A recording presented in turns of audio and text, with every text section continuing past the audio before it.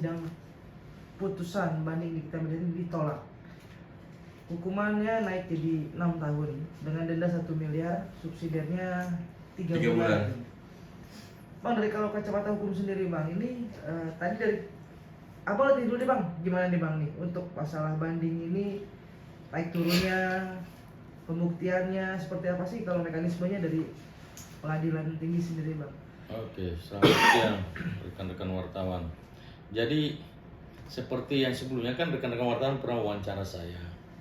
Saya bilang kalau dilihat dari putusan hakim itu sudah sangat bijak. Kenapa? TPPU tidak terbukti. Yang ada cuma bukti pemerasan, ya kan? Nah, saya juga lihat ke situ juga.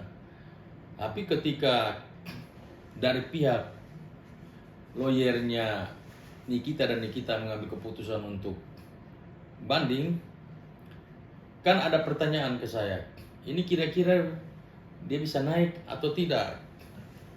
Saya jawab, kalau saya jadi lawyernya saya nggak mau banding, karena hakim itu saya menganggap sudah terlalu bijak. Ada pertanyaan lagi, ya kan, bahwa tapi bisa nggak bebas sih? Ya, sepanjang mereka bisa meyakinkan hakim tinggi bahwa kliennya tidak bersalah, bisa saja bebas, bisa saja juga berkurang. Tapi saya rasa sih mustahil, kan saya bilang begitu. Tapi ya coba aja. Cuma kalau saya jadi lawyernya, jujur saya tidak akan banding. Karena saya merasa bahwa putusan ini sudah sangat bijak sekali. Berarti berdasarkan pertimbangan itu ya, seharusnya nggak banding. Tapi kan sekarang kan pada akhirnya ketika banding, malah justru ada TPPU-nya masuk di situ Bang. Terbukti pada akhirnya. Iya, akhirnya didalamin lagi sama hakim tinggi kan. Begitu dia dalamin, dia wah ini TPPU-nya nih unsurnya masuk ini. Karena jaksa kan pasti dia banding. Dia banding soal TPPU ini. Nggak mungkin nggak. Karena dia merasa bahwa ini nggak adil ini. Ini kenapa TPPU-nya nggak masuk? Sementara jaksa ini dari awal sudah ngotot bahwa ini ada TPPU di sini. Itulah yang membuat sehingga ketika dibanding itu jaksa mempertajam memori bandingnya di situ. Dia berhasil meyakinkan hakim tinggi, sementara lawyernya Nikita tidak berhasil meyakinkan hakim.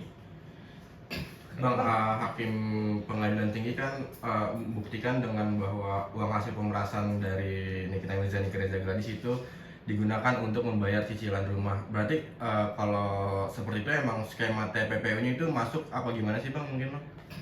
Itu kalau betul ada bukti itu. Tapi saya rasa kalau hakim tinggi berani memutuskan seperti itu, pasti dia punya bukti. Karena dia tidak akan berani sembarangan, bisa dieksaminasi dia. Nah, makanya ketika dia putuskan itu, dia sudah pasti punya pegangan, dan saya yakin bahwa jaksa memperkuat bandingnya dia. Di memori banding dia memperkuat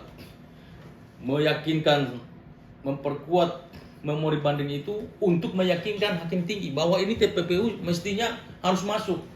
Tetapi pengadilan negeri ini sudah keliru untuk memutuskan perkara ini, karena dalam hal ini TPPU-nya tidak masuk. Bang, Bang, mekanismenya masih bingung ya Bang. Ketika Niki mengajukan banding, JPU kan juga banding nih Bang. Ya. Untuk TPPU-nya.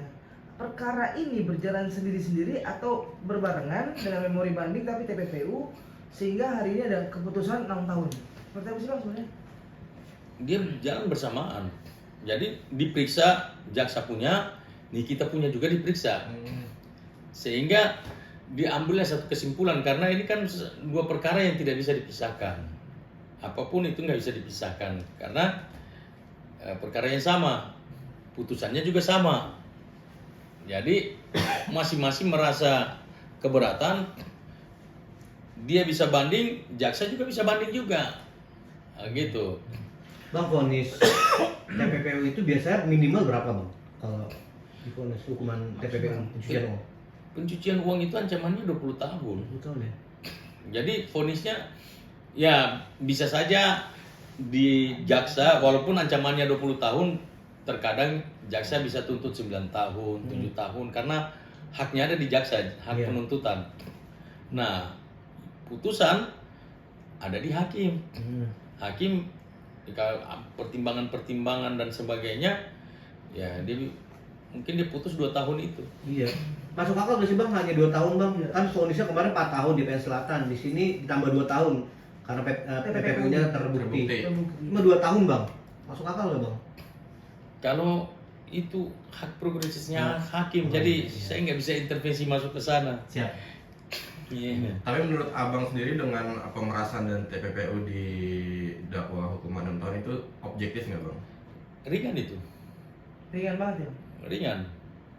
Jadi ya objektif, tapi maksud saya adalah itu putusan yang ringan. Artinya di sini Nikita Mirzani harus benar-benar menerima atau dia harus Ada upaya lagi gitu bang? Kalau saya lebih baik dia menerima karena TPPU ini berat. TPPU ini bisa naik, bisa dia naik lagi. Artinya nggak perlu kasasi bang pihak nih kita. Saya rasa begitu. Kalau saya jadi lawyernya ya, tapi kembali ke dia kalau dia mau fight ya. Resikonya apa bang kalau kasasi mungkin abang resikonya kemungkinan terburuk. Ini TPPU sudah terbukti. Iya. Terus dia mau kasasi lagi untuk mau minta keringanan lagi. Hakim apalagi zaman sekarang, mana berani hakim mau itu KUHP baru itu sudah dikasih tahu bahwa kalau sudah diputus oleh PN jangan sampai dikurangin, nggak boleh dikurangin, putusannya nggak boleh dikurangin, nambah boleh. Jadi ini berbahaya. Berarti kalau dia kasasi bang, kalau dia kasasi istilahnya seperti lagi mengobrak-abrik marwah si pengadilan hakim sendiri bang. Jadi kasih ringan masih kasasi. Iya, begitulah. Hakim juga bisa, hakim kan manusia juga kan, bisa aja deh. Waduh, mereka tersinggung juga putusan ini kok kamu nggak terima, tapi itu memang hak diatur undang-undang kan, jadi nggak ada salahnya mereka mau kasasi. Ya itu urusan Nikita dan pengacaranya. Tapi kalau kalau kasasi sendiri bang, kemungkinan persentasenya bang akan naik kan? Kalau menurut saya, ini kayaknya hakim bisa putus sama 6 tahun. Menurut feeling saya. Kalau ya. kasasi. Ya. Katanya ini udah diprediksi abang sebelumnya ya kalau nggak perlulah banding dan akhirnya terbukti juga ya. Iya, karena saya lihat di situ TPPU nggak masuk itu, wah itu alhamdulillah banget itu. Jadi kalau saya jadi lawyer yang nggak bakalan saya mau banding, saya akan kasih pengertian ke Nikita bahwa ini gini, ya kasih pemahaman ke dia lah supaya dia memahami dan nggak usah banding, biarin aja.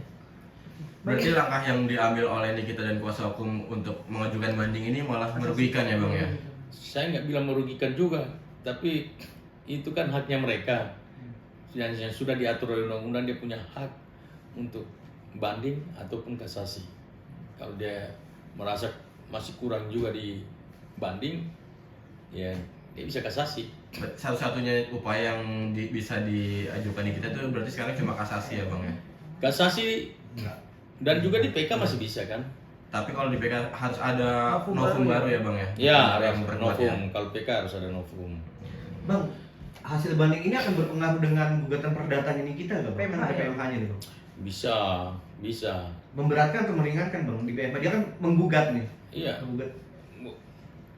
Itu bisa, hakim bisa menolak itu gugatannya Nikita mereka. Oh. Dengan adanya putusan pengadilan.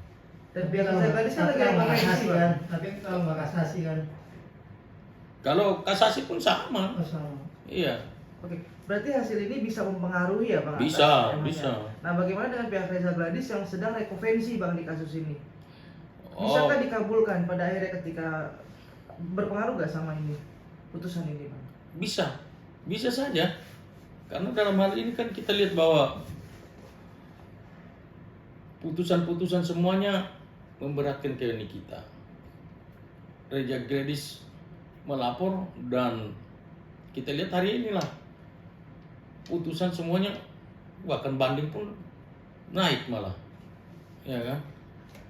Jadi kalau mau bicara juga mereka gugat PMH-nya terhadap Reza Gladys, itu